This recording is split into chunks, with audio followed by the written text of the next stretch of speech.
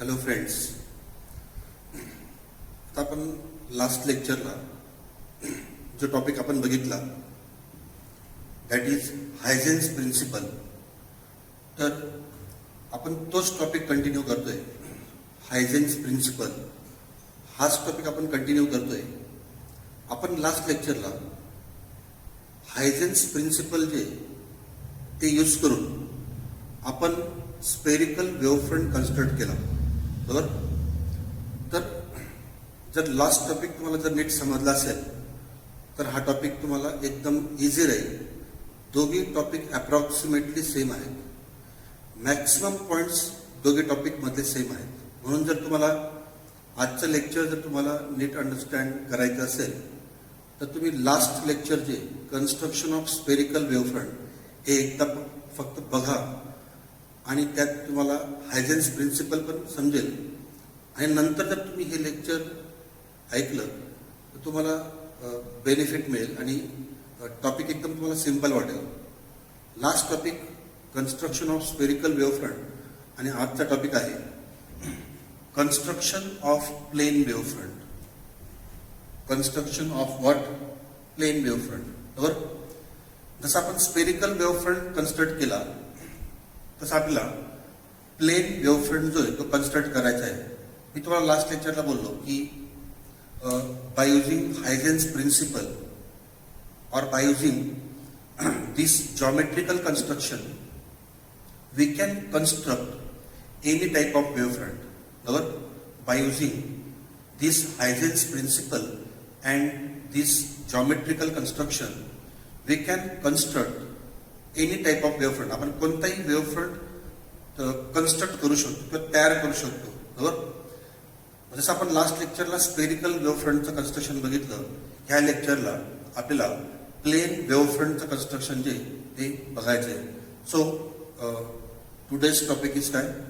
Construction of plane wavefront. Construction of plane wavefront. आता बघा, suppose plane wavefront obtain करायचं आहे. Condition number 1 and condition number 2 तुम्हाला सगळ्यांना माहिती आहे. आपण लास्ट लेक्चरला वेव्हफ्रंट स्टडी केलेलं आहे, बरोबर. Different types of wavefront. Suppose जर प्लेन वेव्हफ्रंट पाहिजे असेल तर ह्या ठिकाणी सोर्स लागेल, बरोबर. कुठलाही वेव्हफ्रंट सपोज तुम्हाला ऑब्टेन करायचं आहे तर सोर्स कंपल्सरी आहे. So how to obtain plane wavefront? Which source of light is required? That is point source of light, बरोबर. तर आपल्याला या ठिकाणी पॉइंट सोर्स ऑफ लाईट लागेल. We have to use point source of light, बरोबर. आणि last लेक्चरला मी तुम्हाला बोललो what is the example of point source. तुम्ही सन जरी घेतला, example of point source of light, ह्या टॉपिकमध्ये तुम्ही एक्झाम्पल सन घ्या. So for example here sun is a point source of light, okay. नंतर सेकंड पॉइंट काय असतो? Distance. Point source of light आणि डिस्टन्स. सपोज जर प्लेन वेव्हफ्रंट ऑब्टेन करायचं असेल तर डिस्टन्स किती पाहिजे? सोर्सचं डिस्टन्स किती पाहिजे? Infinite. So to obtain plane wavefront infinite distance is required, बरोबर. So point source is at infinite distance. For example काय? सन आहे. तर सन आपल्यापासून इनफायनाइट डिस्टन्सला किंवा लॉंग डिस्टन्सला आहे, बरोबर. So by using point source of light which is at infinite distance we can obtain plane wavefront. ठीक आहे. आता आपल्याला कन्स्ट्रक्शन यूज करायचे आहे, बरोबर. जॉमेट्रिकल कन्स्ट्रक्शन और we can say that Huygens construction असंही म्हणता येईल. It depends on Huygens principle. That's why it is called as Huygens construction, बरोबर. आणि जे स्पेरिकल आपण अप्लाय केलं तेच इथे पण अप्लाय करणार आहे. बिलकुल टॉपिक बिलकुल सेम आहे किंवा सिमिलर आहे, बरोबर. फक्त वेव्ह फ्रंटचा शेप बदलणार आहे. तिथे आपण स्पेरिकल वेव्ह फ्रंट बघितला, या ठिकाणी काय असेल? प्लेन असेल. बाकी सगळे पॉईंट जे ते सेम असतील. हायजेन्स प्रिन्सिपल अप्लाय करायचं आहे and we have to construct the plane wave front, okay. आता बघ, जर तुम्ही लास्ट लेक्चर जर परत एकदा रिवाइज केलं तर सोर्स ऑफ लाईट जो आहे तो आपण घेतलाय, दाखवायची गरज नाही. Suppose source is at infinite distance. ठीक आहे. आता बघा, सोर्स इनफायनाईट डिस्टन्स आहे, so we get plane wave front. बरोबर. आता मी इथे प्लेन वेव्ह फ्रंट दाखवतोय. सपोज हा एक्स वाय काय असेल, एक्स वाय काय असेल, प्लेन वेव्ह फ्रंट. बरोबर. आता बघा, हा फर्स्ट पॉईंट झाला, X Y be the plane wave front. बरोबर. आता आपल्याला सायमल्टेनियसली लेबलिंग पण करायचं आहे. X Y it is called as initial wave front. X Y काय असेल, it is initial wave front. आता त्यांनी इनिशियल का म्हटलं, हा जो वेव्ह फ्रंट आहे प्लेन वेव्ह फ्रंट हा आपल्याला अगोदर मिळाला, so it is called as initial wave front. बरोबर. सोर्स इनफायनाईट डिस्टन्सला आहे हे लक्षात ठेवा. So X Y is initial wave front. आपण लास्ट लेक्चरला हायजेन्स प्रिन्सिपल बघितलं. बरोबर. मग हायजेन्स प्रिन्सिपल मध्ये आपण काय पॉईंट बघितला की हा जो इनिशियल वेव्ह फ्रंट आहे याच्यावर आपण काय घेतो, पॉइंट्स घेतो. बरोबर. सपोज इथे आपण पॉइंट्स घेतो. तर आपण लास्ट लेक्चरला पण 3 पॉइंट्स घेतले, आता पण आपण फक्त 3 पॉइंट घेतोय. ठीक आहे. सपोज हा पॉइंट पी असेल, सेकंड क्यू असेल अँड थर्ड आर असेल. ठीक आहे. सो पी क्यू आर काय असते, points on the initial wave front. P Q R points on the initial wave front. ठीक आहे. आता बघा, आता इथून हायजेन्स प्रिन्सिपल अप्लाय करायचे आहे. आपण लास्ट लेक्चरला बघितलं, every point on the wave front acts as secondary source of light. आता हे पी क्यू आर काय असते, secondary sources. So P Q R काय असेल मग, सेकंडरी सोर्स ऑफ लाईट. बरोबर. आता हे जर सेकंडरी सोर्स ऑफ लाईट असतील तर हे सेकंडरी वेव्स इमिट करतील. बरोबर. आता बघा, इथे suppose P be the secondary source. So this secondary source emits light in all possible directions. Emits light in all possible directions. Q as a secondary source which also emits light in the form of waves in all possible directions. आता हा जो Q असेल याच्यामधून पण wave जे आहेत ते emit झाले इन ऑल पॉसिबल डायरेक्शन.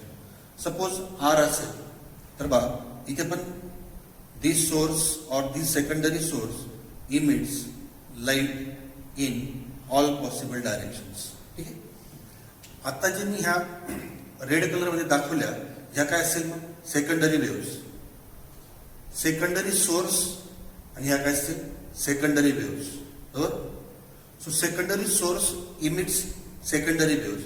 आणि आपण लास्ट लेक्चरला बघितलं, या सेकंडरी वेव्सला अजून एक वर्ड आहे, दॅट इज वेव्हलेट्स. बरोबर. या काय असतील,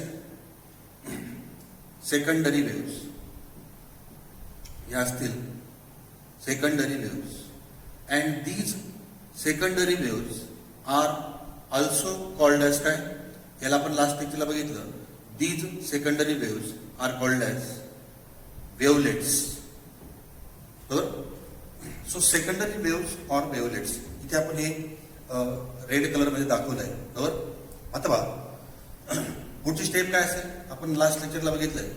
नेक्स्ट स्टेप काय असेल की पी ॲज अ सेंटर घ्यायचं. Take P Q R as a centre आणि स्पियर ड्रॉ करायचा. Draw a sphere. तर त्यांनी बुकमध्ये एक वर्ड वापरला आहे, हेमिस्पियर. तुमच्या बुकमध्ये त्यांनी एक वर्ड वापरला आहे, हेमिस्पियर. बरोबर. किंवा सिंपल स्पियर म्हटलं तरी पण चालेल, पण त्यांनी बुकमध्ये हेमिस्पियर वर्ड वापरला आहे, तर मग हेमिस्पियर वर्डच अप्लाय करायचे. So take P Q R as a centre. Take P Q R as a centre. आणि आपण लास्ट लेक्चरला अजून एक पॉईंट बघितला, रेडियस किती असेल मग. So radius is equal to V T. Radius काय असेल, so radius equal to Vt, that is distance is equal to speed into time. बरोबर. आता P as a center, P Q R as a center, VT as a radius draw hemisphere. Draw काय hemisphere. आता बघा इथे मी hemisphere draw करतोय. So P as a centre, okay, P as a centre, VT as a radius, draw a hemisphere. हा आपण hemisphere draw केला. Q as a centre, Q as a centre, VT as a radius, draw hemisphere or simply sphere. So here also radius VT, radius VT असेल. ठीक आहे. R as a center and again VT as a radius, R as a center and VT as a radius, draw a hemisphere. बरोबर. तर आपण हे hemisphere draw केले. तर simply आपण स्पेरिकल वेव्हफ्रंट ड्रॉ केले किंवा स्पेरिकल सर्फेस जे आहेत ते आपण ड्रॉ केलेले आहेत. ठीक आहे इथपर्यंत. आता बघा तर पुढची स्टेप काय असेल. Next step according to Huygens principle. First point तुम्हाला समजला. Every point on the wavefront acts as secondary source of light. Wavefront वरचा प्रत्येक पॉईंट काय असतो सेकंडरी सोर्स विच इमिट्स काय सेकंडरी वेव्स ऑर वेवलेट्स. बरोबर. आता पुढची स्टेप काय असेल बा. आता आपला याच्यानंतर न्यू वेव्हफ्रंट ऑब्टेन करायचा आहे. वी हॅव टू ऑब्टेन काय न्यू वेव्हफ्रंट. XY काय XY इज इनिशियल वेव्हफ्रंट. बरोबर. आणि आता आपल्याला न्यू वेव्हफ्रंट ऑब्टेन करायचा आहे. आता बघा हा जो XY वेव्हफ्रंट आहे हा केव्हा मिळाला वेन T इक्वल टू काय 0. That is initial wavefront. त्यावेळेस टाइम किती असेल 0 असेल. So T is equal to 0. That's why it is called as initial wavefront. बरोबर. आता आपला न्यू वेव्हफ्रंट ऑब्टेन करायचा आहे. We have to obtain new wavefront after some instant किंवा आफ्टर सम टाइम. सपोज तो इन्स्टंट असेल T equal to capital T असेल. So T equal to काय असेल कॅपिटल T असेल. म्हणजे T equal to 0 initial wavefront and T equal to capital T, we get new wavefront. बरोबर. So how to obtain new wavefront. आपण last लेक्चरला बघितलं. ह्या ज्या सेकंडरी वेव्ज आहेत किंवा सेकंडरी वेव्ज और इट इज कॉल्ड अस काय वेवलेट्स. तर ह्या वेवलेट्सला किंवा सेकंडरी वेव्जला ह्या ठिकाणी एक कॉमन टँजंट ड्रॉ करायची. बरोबर. आता बघा इथे मी एक कॉमन टँजंट जी ती ड्रॉ करतोय. So common to all 3 surfaces. नीट प्रॉपर तुम्ही स्केलने ड्रॉ करा. तर बघा ही असेल common tangent. Okay. So this is X dash Y dash, X dash Y dash. So this X dash Y dash is called as काय कॉमन टँजंट. तुमच्या बुकमध्ये हा वर्ड नाही कॉमन टँजंट. ठीक आहे. तुमच्या बुकमध्ये कॉमन टँजंटला त्यांनी काय वर्ड वापरलाय or it is called as काय एनव्हलप. कॉमन टँजंट ऑर काय एनव्हलप. ठीक आहे. तर मग एक्स डॅश वाय डॅश जे आपण हा एनव्हलप ड्रॉ केला. एनव्हलप आपण ह्या सेकंडरी वेव्हजला ड्रॉ केलेला आहे. लक्षात ठेवा envelope is drawn to these secondary waves और वेवलेट्स. ठीक आहे. So X dash Y dash हा केव्हा मिळतोय when T equal to capital T we get X dash Y dash and this X dash Y dash is काय new wavefront. हा काय असेल हा न्यू वेव्हफ्रंट असेल किंवा हा नवीन मिळाला after time capital T. So we get a new wavefront. आणि जर तुम्ही नीट बघितलं so new wavefront in which direction new wavefront in forward direction. New wavefront in forward direction. ठीक आहे. सिमिलरली बॅकवर्ड डायरेक्शनला पण एक कॉमन टँजंट किंवा एनव्हलप ड्रॉ करायचं. बरोबर. आता बघा इथे मी बॅकवर्ड डायरेक्शनला एक कॉमन टँजंट किंवा एनव्हलप ड्रॉ करतो. So this is X double dash and Y double dash. X double dash Y double dash जो आहे हा कोणत्या डायरेक्शनला आहे हा बॅकवर्ड डायरेक्शनला आहे. बरोबर. X double dash Y double dash is in काय बॅकवर्ड डायरेक्शन.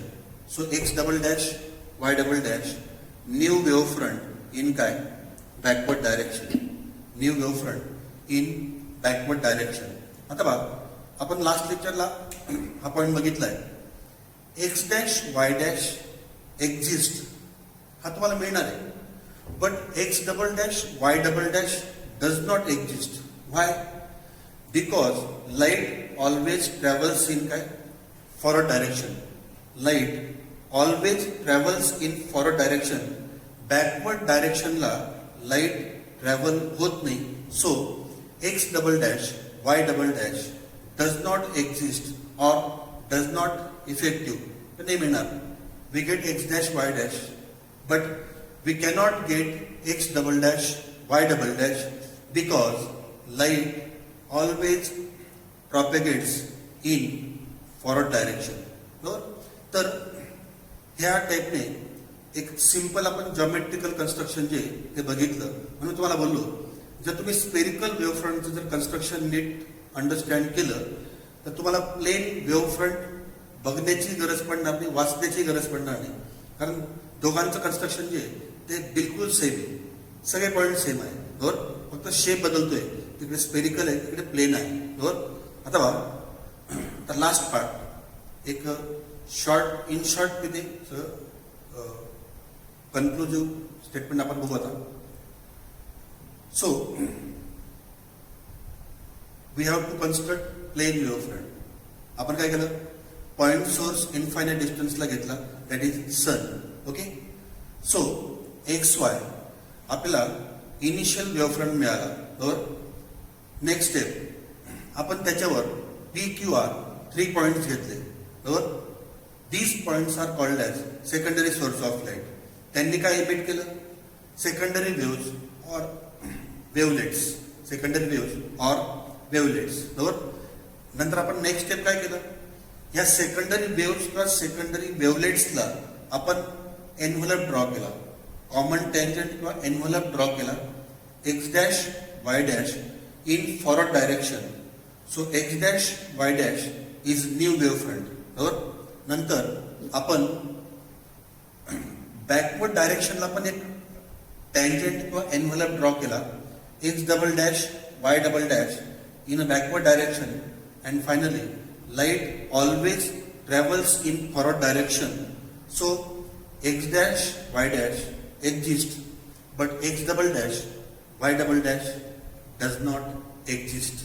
तर ह्या टाईपने एक सिंपल कन्स्ट्रक्शन ऑफ वेव्हफ्रंट आहे.